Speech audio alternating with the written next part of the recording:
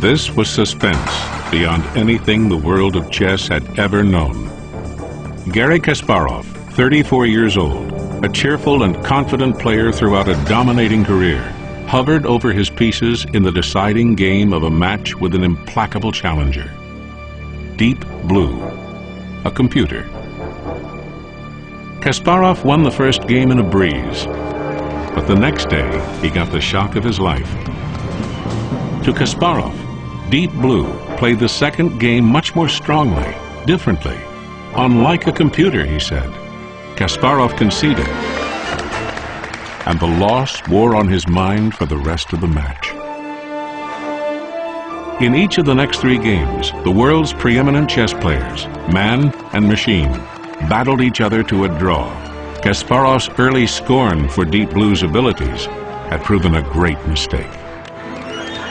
In the final game, the computer led with the white pieces, and soon Kasparov's fans had to admit that the once unthinkable might actually be happening. How had it come to this? It was the work of a generation of impassioned computer engineers and programmers that led to Deep Blue. Human chess champion Garry Kasparov was being challenged, really, by other humans. They were arguably as brilliant as Kasparov, and no less disciplined and determined.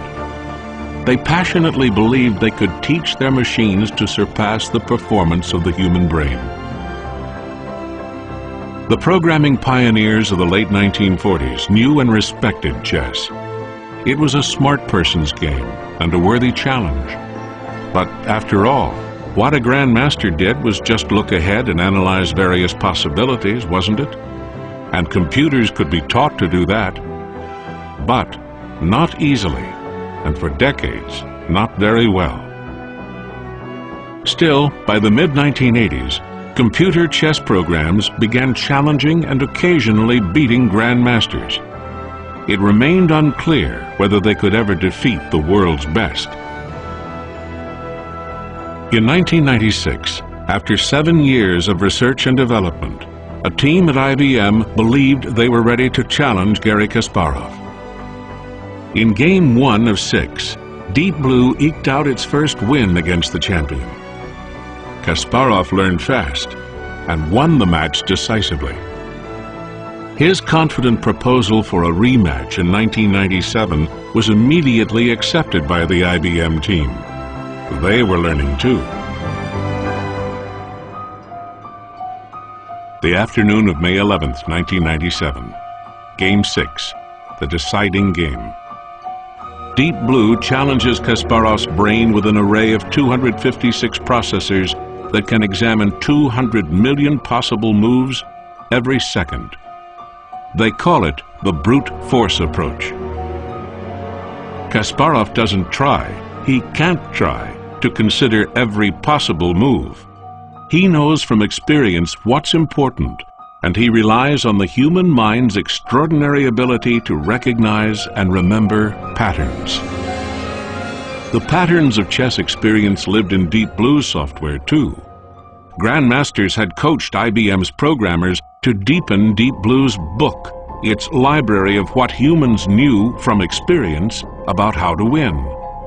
Deep Blue could now play as well as a grandmaster, with all the benefits of hindsight.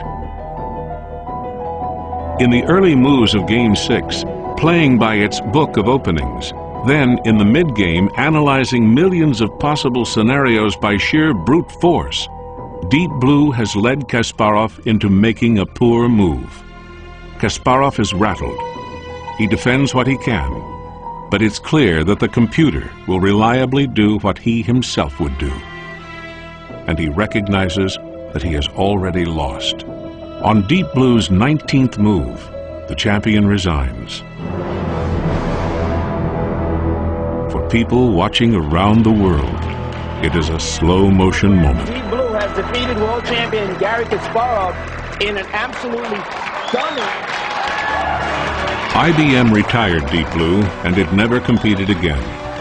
But the improvement of chess software did not stop in 1997. Today, inexpensive computers, with their large memories and sophisticated software, can play chess as well as Deep Blue did with its massively parallel processors.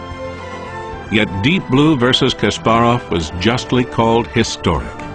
The programmers had proved it was possible to build a chess-playing machine that could defeat the best human opponent.